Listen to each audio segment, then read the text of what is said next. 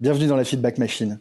Dans ce format inédit créé par la machine, un investisseur décortique en live et sans interruption les projets de 100 entrepreneurs. Alors si tu cherches à comprendre comment analyser rapidement une boîte ou simplement à prendre un shoot de réalité entrepreneuriale, t'es au bon endroit. Tout de suite, un nouveau pitch et de nouveaux feedbacks par Jean de la Roche-Brochard, l'invité de la première édition. Et si toi aussi tu veux tenter l'exercice, rends-toi sur www.lamachine.com. Salut! Philippe, enchanté.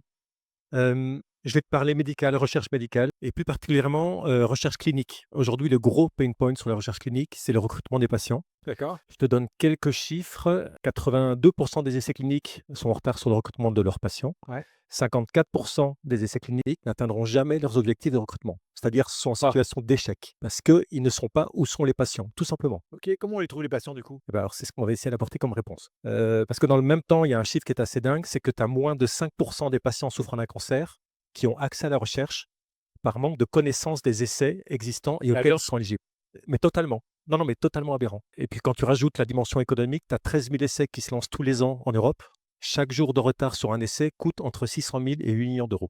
Donc il y a un truc complètement dingue, il y a des enjeux sociétaux, médicaux, sociaux, etc. Et donc Screenact a développé une solution pour répondre à ça, qui est le Airbnb des essais cliniques. Donc c'est une plateforme sur laquelle, aujourd'hui, dans une dizaine de pays, on a à peu près 10 000 essais. Ouais. Et tu peux, en fonction de différents critères d'inclusion, identifier les essais auxquels tu es éligible. On est en train de connecter cette plateforme, qui est de bon niveau aujourd'hui, qui est quali, à des systèmes qui ont des données patients numérisées. Donc ça peut être des systèmes hospitaliers, ça peut être des compagnons numériques, ça peut être des plateformes de Et ce que tu télésurveillance. veux, c'est contacter de manière un petit peu proactive des patients qui n'auraient jamais entendu parler de ces essais cliniques pour leur proposer, d'y participer? Déjà, la première chose, c'est de proposer à ces patients les essais auxquels ils sont éligibles. OK. Parce qu'aujourd'hui, ils ne les voient pas, tout simplement. Ouais. Et la deuxième, c'est effectivement de permettre aux essais d'identifier des patients et d'aller vers eux. Et c'est pas Mais trop compliqué en termes de tu vois, GDPR, tout ça, alors, données santé, le patient donne son consentement. Est-ce que vous êtes intéressé pour qu'on ouvre vos données pour éventuellement suggérer un essai clinique? Après, l'idée, on va travailler. Là, on est en train de se connecter sur différentes plateformes. Donc, on va être accessible sur les desktops des médecins, des hôpitaux, etc. À eux, la liberté de l'utiliser ou de ne pas l'utiliser. bien sûr. Ça permet aussi d'offrir je te donnais l'exemple d'une plateforme de télésurveillance. Ça permet d'offrir un service à valeur ajoutée pour cette plateforme-là, qui est différenciante de la concurrence, pour permettre d'offrir ce service-là. Il faut voir, je te donne un autre chiffre, en insuffisance cardiaque, ce qui n'est pas une maladie rare, hein, Ouais. le coût de recrutement d'un patient pour un essai est évalué à 30 à 40 000 euros. Mais c'est dingue! Non, mais c'est complètement fou. Les promoteurs sont. Alors comment tu fais? Raconte. Alors, Là, je suis labo, je viens de voir, je te dis: «Ah, il me faut, 30 patients, pour, maladie cardiaque», comment tu fais? alors, si c'est maladie cardiaque, enfin, je ne vais pas dire que c'est facile, mais aujourd'hui, on a un partenariat avec une plateforme de télésurveillance. Ils ont 10 000 patients. Tu nous donnes les critères, je te les donne demain, les patients. Putain, et comment tu me factures? Ouais, ça, on va en discuter après quand. Vas-y, tu fais un petit préavis là, quoi, tu factures, pour les Ça va dépendre du service que tu me demandes. Si c'est un adressage, c'est un range long, ouais. voilà, Si c'est un adressage, c'est-à-dire je t'envoie des patients bruts et tu fais ce et que tu tu veux avec. démerdes, ouais. Ça, c'est quelques centaines d'euros par patient. OK.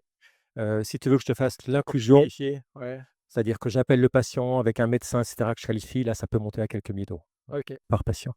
On a monté une plateforme qui va être live dans quelques jours, qui s'appelle Volontaire Santé, qui te permet, toi, Super. si tu veux, d'aller donner ton nom et le jour où il y a des essais auxquels tu es éligible, si tu veux participer, on te contacte une fois qu'on a une file Pourquoi active. ça a pas été fait avant ça? Ou pourquoi Alors, ça a déjà été le projet a été lancé il y a 4 ans, il y avait 0 projet, aujourd'hui il y en a une vingtaine. Heureusement, il y a une publication de la PHP qui nous positionne comme l'une des 2 meilleures solutions.